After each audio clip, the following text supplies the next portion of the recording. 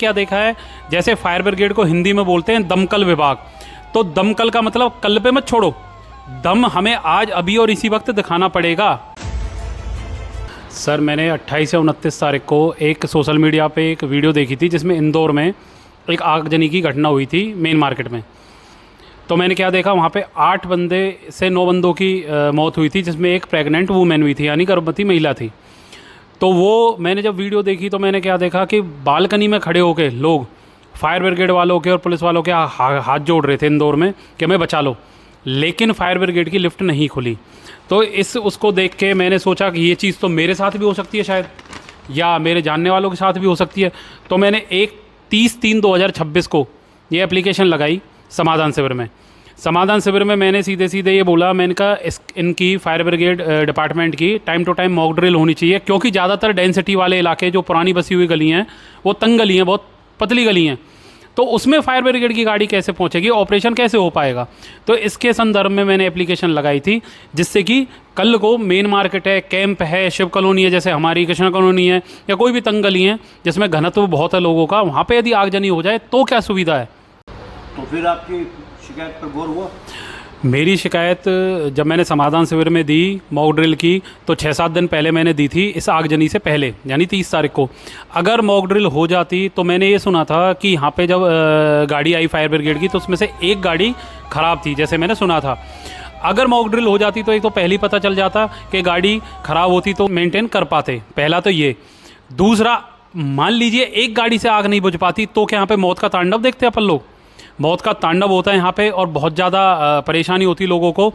दूसरा, मैंने क्या देखा है, जैसे फायर ब्रिगेड को हिंदी में बोलते हैं दमकल विभाग, तो दमकल का मतलब कल पे मत छोड़ो, दम हमें आज अभी और इसी वक्त दिखाना पड़ेगा, नाम पे मत जाओ, नियत हमें आज अभी और इसी वक्त की रखनी पड़ेगी। और दमकल विभाग जो कि फायर ब्रिगेड है, फायर ब्रिगेड की एक छोटी सी ढील और चूक इस पलवल में मौत का तांडव मचा सकती है, ये बात भी इनको ध्यान देनी पड़ेगी। टाइम टू टाइम इनको मॉक ड्रिल भी करनी पड़ेगी और करनी चाहिए।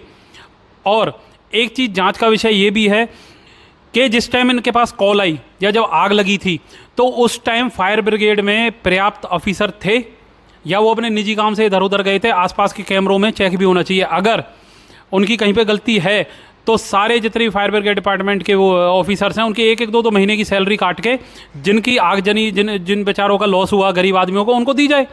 अपने आप थोड़ी बहुत अकल आएगी। मैं तो यही कहूँगा जी, देखो डीसी साहब तो खूब अच्छा काम कर रहे हैं। जैसे ही मैंने एप्लीकेशन दिखाई उन्होंने तुरंत बोला कि फायर ब्रिगेड की मीटिंग बुलाई जाए, खाना मैं बाद में खाऊँगा। दूसरा, डीसी साहब तो काम करने में लग रहे हैं, लेकिन उन्हें भी तो थोड़ा सहयोग चाहिए ना, जो और बाकी प्रशासन है। डीसी साहब यहाँ पे 3 से 4 बार आ भी गए, तुरंत भी पहुँचे, तो वो तो अपना काम कर रहे हैं और बहुत अच्छे से काम कर रहे हैं। पलवल को अलग उस पर ले जाना चाहते हैं, लेकिन डिपार्टमेंट्स जो और हैं उनको सहयोग देना पड़ेगा।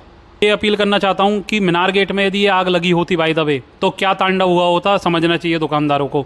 जो एनक्रोचर्स हैं उनको ये देखना चाहिए कि कल को मीनार गेट में या मेन मार्केट में आग लग जाए तो कैसे फायर ब्रिगेड की गाड़ी वहाँ पहुँचेगी। दिल्ली में और फरीदाबाद में छोटा हाथी है, उस पर मशीन रख जाती है फायर ब्रिगेड की।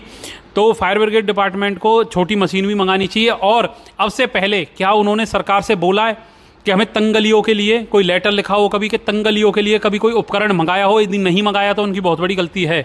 तो आगे से गलती से भी गलती ना हो तो इन कामों को ना करें, क्योंकि ये मौत का तांडव हो सकता है आग फैलने से। नीमतला मोहल्ले में आपको याद है कोई 2-3 साल पहले 5 मौतें हुई थी तो एम्बुलेंस जा पाती थी, तो नीमतला मोहल्ले के लोग गुस्सा हो गए थे और उन्होंने एक तरह से कहते ना हथियार उठा लिए थे। जब करवाओ नहीं, ऐसा मत कराओ। देखो बाजार खुला ही रहने दो, बाजार को सभी हमने देखा है बाजार का क्या बुरा हाल है। एक आम आदमी तो परेशान है, हम तो रोज परेशान होते हैं।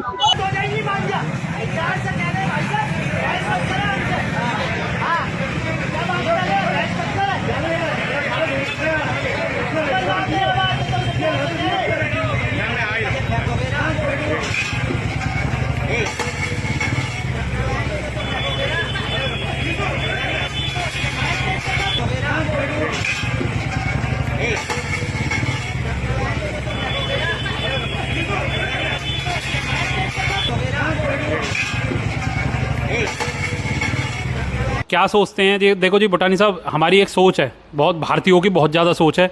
हम परिवार को सबसे ऊपर रखते हैं, समाज जिससे हम कमा रहे खा रहे हैं उसको बीच में रखते हैं, और देश जिसमें हम रहते हैं उसे सबसे नीचे गड्ढे में डाल देते हैं।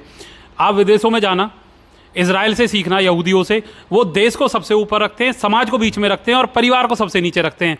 आप ये देखो, अमेजोन है, फ्लिपकार्ट है, ये छुपे हुए हैं सारे, फिर भी लोग बाग क्लिक करते हैं, मंगा लेते हैं। यदि आपके प्रोडक्ट में दम है, आपको कहीं ना कहीं से ग्राहक ढूंढ लेगा। आप 10 फुट रोड पे आ जाओ, सामान डाल लो, उससे कुछ नहीं होना। अच्छा, इंक्रोचमेंट पूरे शहर में कहाँ कहाँ दिखाई देती है आपको? मैं बताऊं जी, सबसे बड़ी गलती है हमारे व्यापार मंडल की। व्यापार मंडल भले बनने के चक्कर में सीधा नहीं बोलता, सच नहीं बोलता। सच बोलो, सीधा बोलो। क्यों? व्यापार मंडल का मान लो कोई अध्यक्ष है या कोई अधिकारी है या उसका कोई आदमी है, उसका भी तो परिवार फंस सकता है मनार गेट में। इस आगजनी में शायद उसका भी तो कोई हताहत हो सकता था। लालच हमको साइड करना पड़ेगा, सच्चाई के साथ बोलना पड़ेगा, मुंह पे बोलना पड़ेगा और कड़वा बोलना पड़ेगा। तो राजनीति को साइड में करके यदि आपको भलाई करनी है तो सीधे करो, मुंह पे बोल के करो, पीछे से छुरा मत खोपो।